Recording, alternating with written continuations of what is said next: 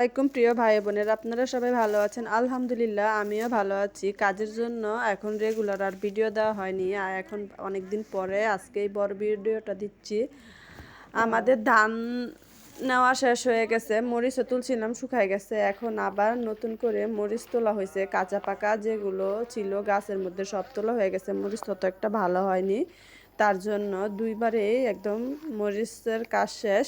এই যে যারা মরিচ তুলছে, তুলতে তুলতে রাত্র করে ফেলছে। রাত্রে সবগুলো পূজা আনছি, তারপরে কাঁচা পাকা মরিচ তোলার কারণে মরিচের মধ্যে কিন্তু অনেক কাঁচা মরিচ, এগুলো নষ্ট হয়ে যাবে, থাকলে মানে একদম সাদা হয়ে যাবে শুকাইলে।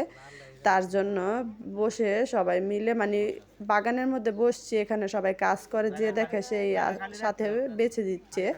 আর এই যে গাছ বিক্রি করে দেওয়া হয়েছে, আম গাছ যারা কিনে নিছে তারা কিন্তু গাছ থেকে আম পেড়ে নিয়ে যাচ্ছে আস্তে আস্তে করে, মানে প্রতিদিনই পারে অল্প অল্প করে নিয়ে বিক্রি করে। সবাই কিন্তু যার যার কাজে ব্যস্ত। এই যে আমার ভাসুররাও কিন্তু এই যে মরিচ তুলছে, ওনারা বস্তা করে রাখছে, আর আমরা বেছে এই যে কাঁচা মরিচগুলো বের করে নিছি। এখান থেকে আবার একদম যেগুলো কাঁচা সেগুলো বের করে বিক্রি করে নেবে। এই যে লালগুলো বাছা শেষ করে এখন আবার অল্প লাল থেকে কাঁচাগুলো একদম বের করে নিচ্ছি, এগুলো বিক্রি করে দেব। তার মধ্যেই হঠাৎ করে এত বৃষ্টি নেমে গেছে, এই বছরের প্রথম কালবৈশাখী ঝড় এটা। ঝড়ে গাছে থেকে আম পড়তেছিল, আমার ভাসুরের ছেলে টোকাইছে, সাথে আমিও কিন্তু বৃষ্টিতে ভিজে গেছি, তার জন্য আমিও কিছু আম টোকাই নিতেছি। আর এখান দিয়ে ধান ছড়তেছিল, ছড়ার মধ্যে বৃষ্টি শুরু হয়ে গেছে, তার জন্য কিন্তু আর বন্ধ করেনি, বৃষ্টির মধ্যে ধান ছেড়ে নিতেছিল। আর আমি দেখতেছিলাম যে আম আছে নাকি পড়ছে গাছ থেকে, টোকাইতেছিলাম। এই যে আমিও কিন্তু কিছু আম টোকাই নিছি। তারপরে এই বৃষ্টিতে ভিজে কিন্তু কাজ করতেছিল, বৃষ্টিতে ভিজে গেছি, তার জন্য চিন্তা করলাম গোসল করে আসি। নদীতে গেছি, এই যে আকাশটা কি ভার, বৃষ্টি কিন্তু কমে গেছিল, তারপরে আবার শুরু হয়েছে বৃষ্টি। এত জোরে বৃষ্টি আর আকাশে এত জোরে জোরে বিদ্যুৎ চমকাইতেছিল, একদম অনেক ভয় করতেছিল। আর গাছ থেকে এত পরিমাণ হিজল ফুল পড়ে আছে মাটিতে, বলার মতো না। এই যে কি মুষলধারে বৃষ্টি হইতেছিল, আর এত ঝড়, গাছ টাছ মনে হয় যে একদম ভেঙে ফেলবে এমন অবস্থা। তারপরে কিন্তু গোসল করে আসলাম, আসার পরে কিন্তু একদম আবার আকাশ অন্ধকার করে এত জোরে জোরে বিদ্যুৎ চমকেতেছিল, আর গাছ টাছ মনে হয় যে ভেঙে ফেলবে, এত ঝড় তুফান হইতেছিল। তারপরে কিন্তু আম টোকানোর লোভ সামলাইতে পারিনি, এই ঝড়ের মধ্যেই আবার রাত্রে করে চলে গেছি, আর ছাতা নিয়ে চলে গেছি আম কুড়াইতে। মাশাল্লাহ, আমি কিন্তু অনেকগুলো আম পেয়েছি, আর এত জোরে জোরে বিদ্যুৎ চমকেতেছিল, ভয় কিন্তু সহজে কেউ ঘর থেকে বের হবে না। তারপরে আমি কিন্তু যখন অল্প কমছে, তারপরে কিন্তু চলে গেছি আম কুড়াইতে। আর আমাদের বাড়িটা একটু নিচু হওয়াতে আশেপাশের বাড়ি থেকে এখানে কিন্তু মানে প্রচুর পরিমাণ পানি জমে গেছে বাড়িতে।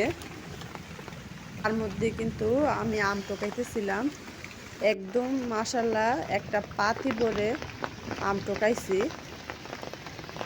এখানে সেখানে মানে আম পড়ে আছে, আর বৃষ্টির পানির মধ্যেও কিন্তু কিছু আম ভেসেছিল, আমি ওখান থেকে দেখে দেখে নিছি। আর এত অন্ধকার, পরে ছাতা রেখে আম কুড়ানো শুরু করছি, কারণ দেখি যে এত পরিমাণে আম পড়ছে, হাতে ছাতা নিয়ে আর আম কুড়ানো যাবে না। তার জন্য কিন্তু ছাতা রেখে আবার আমি ভিজে গেছি বৃষ্টিতে এই আম কুড়ানোর জন্যই। আমার কিন্তু বৃষ্টির মধ্যে এমন আম কুড়াইতে অনেক ভালো লাগে। জোরে জোরে বিদ্যুৎ চমকায়, মনে হয় যে ঘরে থেকেও মনে হয় যে ঘরের ভিতরে এসে উপরে পড়ে যাবে এমন অবস্থা, বলার মতো না। আর এমন বৃষ্টি হয়েছে কমেন্টে কিন্তু জানাবেন। এই যে দেখেন, আমি কিন্তু এতগুলো আম টোকাইছি, কিন্তু এত আম গাছ ছিল না আমার শ্বশুর বাড়িতে। এখন মাশাল্লাহ কিছু বছরের মধ্যে অনেক আম গাছ হয়ে গেছে, আর এই বাড়িতে সবাই মনে হয় আম আর কাঁঠাল বেশি পছন্দ করে।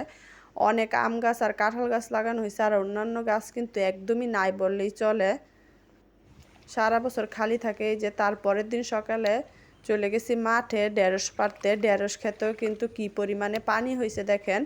আমি তো চিন্তা করতেছি যে এই ঢেঁড়স গাছগুলি মারাই না যায় নাকি, তো পরিমাণে বাতাস বলার মতো না, বাতাসে একদম ভুট্টা গাছ মাছ সব একদম কাত করে ফেলছে।